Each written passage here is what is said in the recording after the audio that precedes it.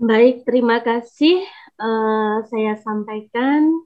Bismillahirrahmanirrahim. Assalamualaikum warahmatullahi wabarakatuh. Waalaikumsalam Selamat warahmatullahi. malam kepada Bapak Ibu semuanya. Terima kasih kami sampaikan kepada Bapak Syarifuddin selaku founder dari Analog Teacher of Learning yang mungkin malam ini tidak bisa bergabung.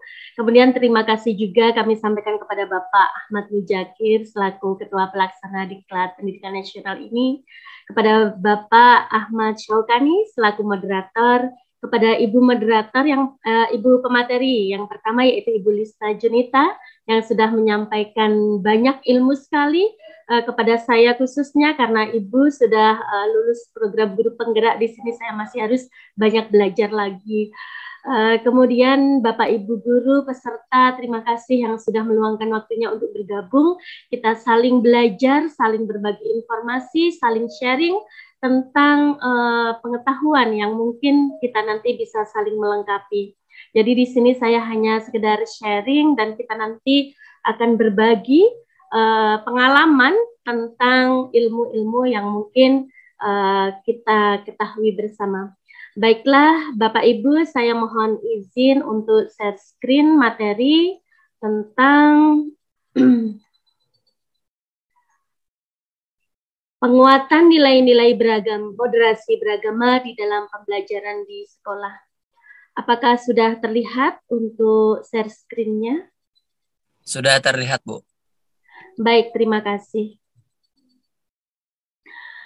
Bapak Ibu yang saya hormati, untuk pertemuan diklat kemarin hari ketiga sudah disampaikan Ibu narasumber yaitu Ibu Rora Rizky Wandini tentang moderasi beragama untuk penguatan toleransi aktif di sekolah. Nah, ada beberapa materi yang sudah beliau sampaikan, tetapi di sini nanti saya ingin menambahkan tentang penguatan nilai-nilai moderasi beragama di dalam pembelajaran di sekolah.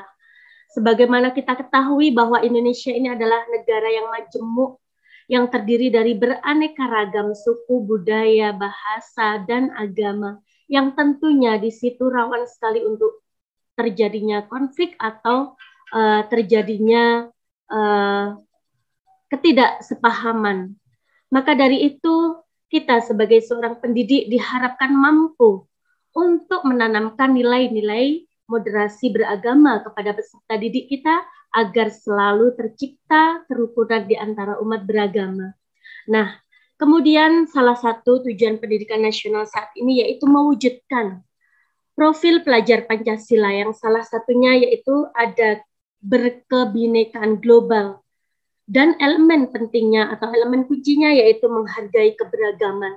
Inilah pentingnya kita sebagai seorang pendidik bagaimana bisa menanamkan nilai-nilai moderasi beragama melalui pembelajaran di sekolah.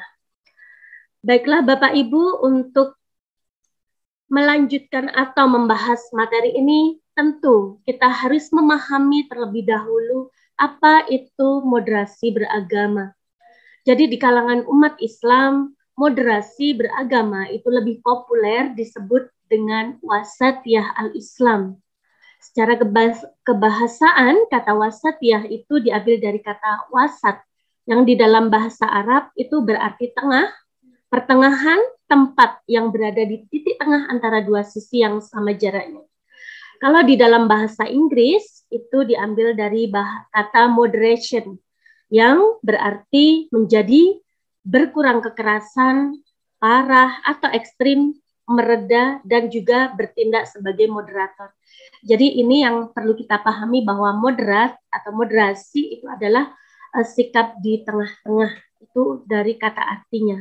Kemudian sebagai kata sifat, moderate itu bisa berarti berada dalam batas yang wajar dan tidak berlebih-lebihan atau ekstrim, tidak kasar atau tunduk kepada yang ekstrim, ringan atau tenang atau sedang. Juga kuantitas medium atau rata-rata, kualitas terbatas atau rata-rata biasa-biasa saja.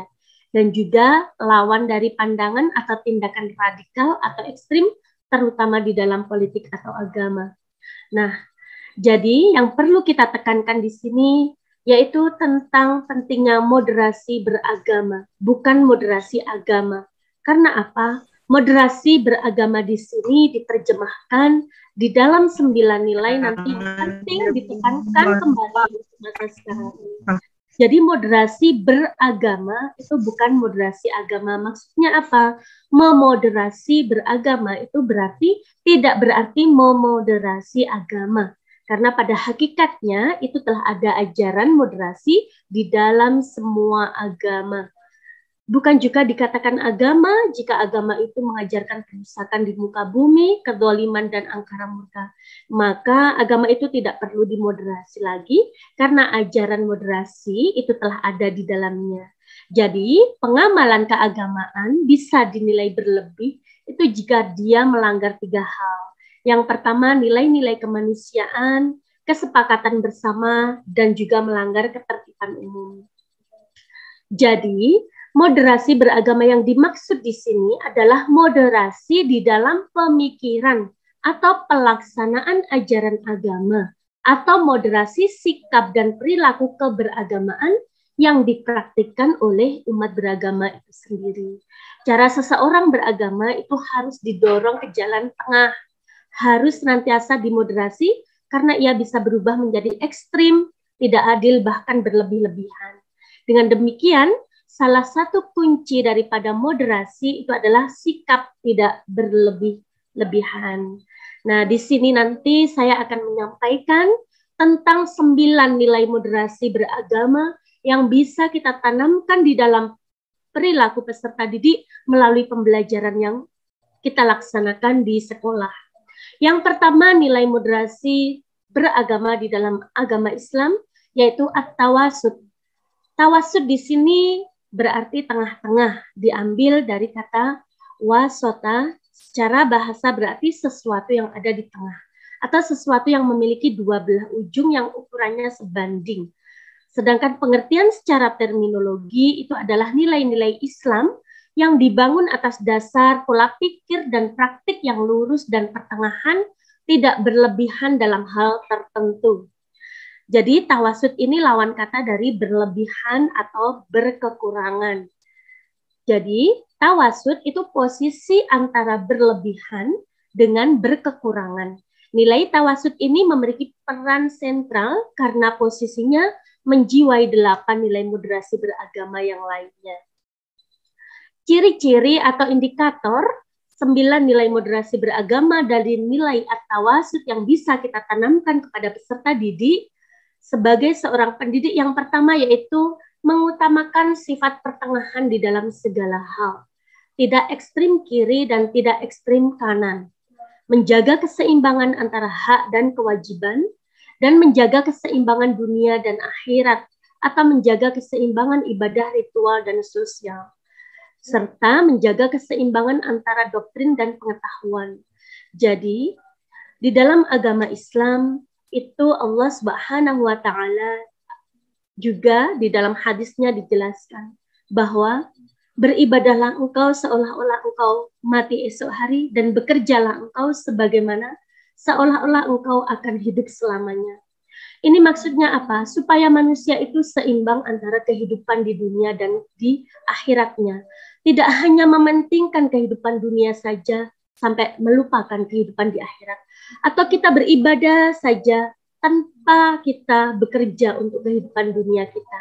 Inilah indikator dari sifat atau nilai tawasud yang bisa kita tanamkan di dalam kehidupan peserta didik.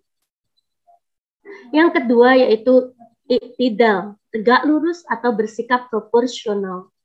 Di dalam bahasa Arab, iktidal di dalam 9 nilai moderasi beragama ini sering diartikan sama dengan tawasud. Kata wasat dianggap sama maknanya dengan adil. Sementara kata adil itu memiliki arti yaitu jujur, benar, sedangkan orang yang tidak melakukan perbuatan adil itu disebut aniaya. Agama Islam sebagai pembawa rahmat memerintahkan pemeluknya agar mewujudkan rasa kasih sayang dan mempereratkan tali silaturahmi. Oleh sebab itu Islam mewajibkan umatnya agar menjalankan kewajibannya untuk berlaku adil dalam rangka melakukan urusan apapun kepada setiap manusia. Jadi adil ini merupakan perintah bagi orang-orang beriman. Adil itu menunaikan sesuatu sesuai dengan haknya, memperoleh hak dan melaksanakan kewajiban dan tanggung jawab berdasarkan profesionalitas dan berpegang teguh pada prinsip. Iktidal atau adil itu sikap jujur dan apa adanya, memiliki prinsip yang kuat dan tidak mudah goyah, serta menegakkan keadilan kepada siapapun, dimanapun, dan dalam kondisi apapun, dengan sangat mempertimbangkan kemaslahatan atau kebaikan untuk semua umat. Jadi kita sebagai seorang pendidik harus selalu menanamkan kepada peserta didik untuk bersikap adil kepada siapapun, dimanapun, dan kapanpun. Ini adalah salah satu cara bagaimana kita menanamkan nilai-nilai moderasi beragama melalui pembelajaran di sekolah. Yang ketiga yaitu tasamuh. Tasamuh itu diartikan dengan toleransi. Tasamuh itu sikap menyadari akan adanya perbedaan dan menghormati, baik itu keagamaan, suku, ras, golongan, dan berbagai aspek kehidupan lainnya. Atau sikap untuk memberi ruang bagi orang lain dalam menjalankan keyakinan agamanya, mengekspresikan keyakinannya, dan menyampaikan pendapatnya meskipun hal tersebut berbeda dengan apa yang kita yakini. Dengan demikian, toleransi ini mengacu pada sikap terbuka, lapang dada, sukarela, dan lembut dalam menerima perbedaan. Jadi, toleransi di sini disertai dengan sikap hormat, menerima orang yang berbeda sebagai bagian dari diri kita, dan berpikir positif. Maka dari itu, tasamuh itu memiliki sikap moderat, adil, dan berdiri atas semua kepentingan kelompok ataupun golongan. Ini Islam sendiri itu sudah memiliki istilah yaitu toleransi. Jadi toleransi itu bukan berarti menyamakan semua agama di dunia ini. Toleransi di dalam Islam itu lebih menghargai kepada pemeluk agama lain dengan tanpa memaksakan mereka yang beragama lain dan juga bukan berarti mengikuti keyakinan mereka. Jadi sikap tasamuh ini dapat ditunjukkan melalui keterbukaan dan menerima akan perbedaan pandangan yang ada. Hal ini didasari pada sebuah realitas yang menyatakan bahwa perbedaan itu adalah suatu atau sebuah keniscayaan yang tidak dapat dihindari, termasuk dalam hal agama ataupun kepercayaan. Dengan demikian, tasamuh ini memiliki ciri-ciri, yaitu menghormati perbedaan suku, agama, ras, dan antar golongan, serta menghargai ritual dan hari besar agama lain. Ini yang perlu kita tanamkan kepada pendidik, bagaimana supaya mereka timbul sikap atau rasa toleransi di dalam menghargai sebuah perbedaan yang ada di sekitar kita. Berikutnya yaitu asyura, musyawarah. Musyawarah itu berarti mengambil, melatih, menyodorkan diri, dan meminta pendapat atau nasihat. Atau secara umum asyura itu artinya meminta sesuatu. Sedangkan secara istilah, sebagaimana dikemukakan oleh Ar-Raghib Al-Ashfahani, musyawarah itu adalah mengeluarkan pendapat dengan mengembalikan sebagiannya pada sebagian yang lain, yakni menimbang satu pendapat dengan pendapat yang lain untuk mendapat satu pendapat yang disepakati. Maka dengan demikian asyura ini adalah urusan yang dimusyawarahkan. Jadi di dalam menghadapi berbagai persoalan, berbagai masalah, apabila ada perbedaan, maka lebih baik kita mengadakan musyawarah untuk menemukan titik temu dan menemukan jalan keluar terhadap permasalahan yang kita hadapi. Jadi musyawarah di sini itu merupakan aktivitas yang dilaksanakan untuk menyelesaikan segala macam persoalan dengan jalan duduk bersama, mengumpulkan pandangan yang beragam untuk mencapai kesepakatan demi kemaslahatan bersama. Jadi musyawarah itu mengandung manfaat yang besar. Selain mewadahi para pesertanya untuk terlibat di dalam diskusi atau pencarian solusi atas berbagai persoalan yang ada, musyawarah itu juga mengandung nilai kebenaran berdasarkan kesepakatan kolektif. Namun demikian, suara mayoritas dalam musyawarah tentu saja tidak selalu identik dengan kebenaran. Jadi kebenaran yang dilahirkan dari musyawarah itu berasal dari pikiran jernih pesertanya yang disuarakan berdasarkan argumentasi dan landasan kuat dan logis. Musyawarah ini biasanya merujuk kepada sumber-sumber ajaran agama dan budaya. Misalnya, prinsip yang bersifat universal, seperti keadilan, penghormatan terhadap kemanusiaan, kemerdekaan, tanggung jawab, persaudaraan, kesetaraan, kebinekaan, dan sebagainya. Jadi di dalam ajaran agama Islam itu kita diperintahkan atau diajarkan untuk bermusyawarah, untuk mencari jalan di dalam permasalahan yang kita hadapi. Kita saling menghormati pendapat orang lain, kemudian untuk menemukan solusi atas persoalan dengan cara kita musyawarahkan.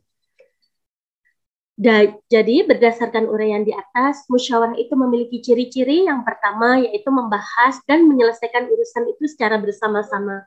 Tidak boleh sepihak, kita tidak boleh memutuskan suatu perkara itu secara sepihak saja. Kita harus mengedepankan untuk musyawarah ini.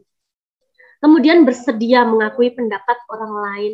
Jadi kita bersedia menghargai dan pendapat orang lain walaupun bertentangan dengan pendapat kita. Jadi kita harus mengakui pendapat orang lain. Tidak memaksakan pendapat pribadi kepada orang lain, serta menghormati dan mematuhi keputusan bersama yang sudah menjadi keputusan di dalam musyawarah tersebut. Dengan demikian, musyawarah dengan sendirinya itu memuat nilai-nilai tawasud atau tengah-tengah, moderat yang terdapat di dalam moderasi beragama. Yang kelima yaitu al-islah. Al-islah itu perbaikan. Jadi al-islah itu dapat dimaknai sebagai perbuatan yang baik dan terpuji dalam kaitannya dengan perilaku manusia. Al-islah itu juga memiliki makna mengatur sesuatu yang tidak lurus menjadi lurus dengan mengembalikan fungsinya yang sebenarnya. Karenanya secara terminologi al-islah itu didefinisikan sebagai suatu perbuatan yang hendak membawa perubahan dari kegelapan menuju jalan yang terang benderang. Nah, al-islah adalah terlibat dalam perbuatan reformatif dan konstruktif untuk kebaikan bersama. Reformatif dan konstruktif ini dilakukan untuk memperoleh keadaan yang lebih baik dengan cara mengakomodasi suatu kondisi perubahan dan perkembangan zaman. Apalagi sekarang di zaman era modern seperti ini, semua perubahan itu berkembang dengan sangat pesat. Maka dari itu, agama Islam itu mengajarkan al-islah, yaitu kita menjaga tradisi lama yang baik dan mengambil sesuatu yang baru yang lebih baik lagi. Ini adalah prinsip dari al-islah yang digunakan untuk memperoleh kemaslahatan atau kebaikan bersama. Jadi membawa sesuatu atau perilaku perbuatan yang baik dan terpuji yang berkaitan dengan perilaku manusia. Makna reformatif dan konstruktif pada al-islah itu melahirkan pengertian bahwa sebuah gagasan yang menuju perbaikan dan perubahan-perubahan yang lebih baik dengan mengutamakan kepentingan bersama dan bersedia mendamaikan perselisihan untuk kebaikan bersama. Jadi ciri-ciri al-islah ini yaitu bersepakat dengan perubahan yang lebih baik. Kita tidak boleh berpegang dengan tradisi lama. Ketika sudah ada perubahan yang lebih baik, kita juga harus mengikutinya selama tidak bertentangan dengan ajaran agama. Kemudian mengutamakan kepentingan bersama dan bersedia mendamaikan perselisihan untuk kebaikan bersama. Dengan demikian, al-islah itu seirama dengan tawasud atau pertengahan tadi, di dalam konteks tetap menekankan pada memelihara yang lama, yang baik, dan mengambil inovasi atau pembaruan yang lebih baik lagi. Ini adalah prinsip dari al-islah atau perbaikan. Berikutnya, nilai dari moderasi beragama yaitu al-qudwah, yaitu kepeloporan. Al-qudwah itu membawa maksud memberi contoh, teladan, dan model kehidupan. Memberi teladan ini adalah sebuah sikap inisiatif, merintis yang mulia, dan memimpin manusia untuk kesejahteraan. Apalagi bagi seorang guru, ini adalah sebagai teladan yang bisa diambil nilai-nilai keteladannya oleh peserta didik kita. Jadi sebagai seorang guru, kita bisa menjadi pelopor kebaikan untuk menjadi contoh atau dicontoh peserta didik kita. Qudwah yang menjadi karakter dalam nilai-nilai moderasi beragama jika dikaitkan dengan konteks sosial kemasyarakatan, maka memberikan pemanaan bahwa seseorang atau kelompok umat Islam itu dapat dikatakan moderat jika mampu menjadi pelopor atas umat yang lain di dalam menjalankan nilai-nilai keadilan dan kemanusiaan. Jadi, komitmen seseorang terhadap moderasi itu dapat dilihat sejauh mana seseorang tersebut mampu menjadi qudwah atau teladan atau pelopor dalam menciptakan kehidupan damai, toleran, menghargai orang lain, dan berorientasi pada nilai-nilai keadilan. Jadi, qudwah dalam 9 nilai moderasi beragama ini memiliki ciri-ciri yaitu menjadi contoh atau teladan, memulai langkah baik dari diri sendiri, dan menjadi pelopor di dalam kebaikan sebagai menjaga kelestarian alam dan lingkungan untuk kebaikan bersama di dalam kehidupan berbangsa dan bernegara. Yang ketujuh, nilai-nilai moderasi beragama yang kita bisa terapkan di dalam pembelajaran di sekolah yaitu al-muwatonah atau cinta tanah air. Pemahaman dan sikap penerimaan eksistensi negara atau bangsa yang pada akhirnya menciptakan cinta tanah air atau menumbuhkan sikap nasionalisme dimanapun berada.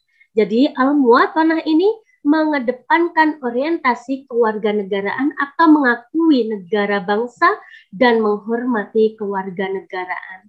Di dalam konteks al-muwatonah, Islam dan negara itu memiliki keterkaitan dengan moderasi beragama. Menolak pengertian yang beranggapan bahwa agama itu hanya mengatur hubungan manusia dengan Tuhan saja dan tidak berkaitan dengan sistem ketatanegaraan. Jadi paradigma moderat itu justru berpendirian bahwa di dalam Islam itu tidak terdapat sistem ketatanegaraan yang mutlak, tetapi terdapat seperangkat tata nilai etika bagi kehidupan bernegara. Jadi al-muwatanah atau nilai atau rasa cinta tanah air, nasionalisme ini penting untuk dijadikan sebagai indikator moderasi beragama. Karena di dalam perspektif moderasi beragama, mengamalkan ajaran agama adalah sama dengan menjalankan kewajiban sebagai warga negara.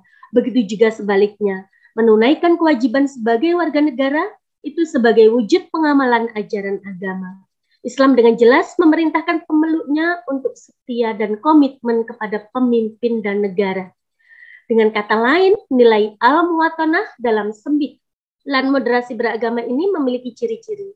Menghormati simbol-simbol beragama, mempunyai rasa persaudaraan dengan sesama warga negara, dan mengakui kedaulatan negara lain. Dan pada akhirnya, ketika kita mencintai tanah air, pada saat yang sama, maka kita menghargai tanah air atau kedaulatan negara lain.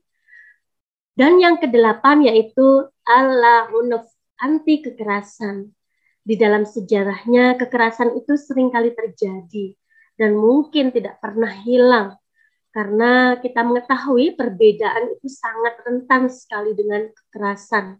Bahkan dewasa ini, tindakan kekerasan itu seringkali mengatasnamakan agama yang merujuk pada ayat Al-Quran atau hadis yang dijadikan legitimasi dan dasar tindakannya. Jadi kekerasan di dalam beragama itu memakai biasanya istilah radikalisme. Jadi di sini menggunakan al-unaf, al-unaf, at-tataruf, al-wulu, dan al-ihraf.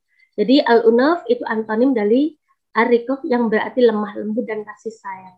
Abdullah An-Najjar itu mendefinisikan al-unaf dengan menggunakan kekuatan yang ilegal atau main hakim sendiri untuk memaksakan kehendak dan pendapat. Nah, jadi anti kekerasan itu artinya menolak ekstremisme yang mengajak pada perusakan dan kekerasan, baik terhadap diri sendiri ataupun terhadap tatanan sosial. Ekstremisme di dalam konteks moderasi beragama ini dipahami sebagai suatu ideologi tertutup yang bertujuan untuk perubahan pada sistem sosial dan politik. Ini merupakan upaya untuk memaksakan kehendak yang seringkali menabrak norma atau kesepakatan di dalam suatu masyarakat. Jadi, ciri-ciri atau anti kekerasan pada moderasi beragama ini yaitu mengutamakan cara damai dalam mengatasi perselisihan, salah satunya dengan cara musyawarah tadi, tidak main hakim sendiri, menyerahkan urusan kepada yang berwajib, dan mengakui wilayah negaranya sebagai satu kesatuan.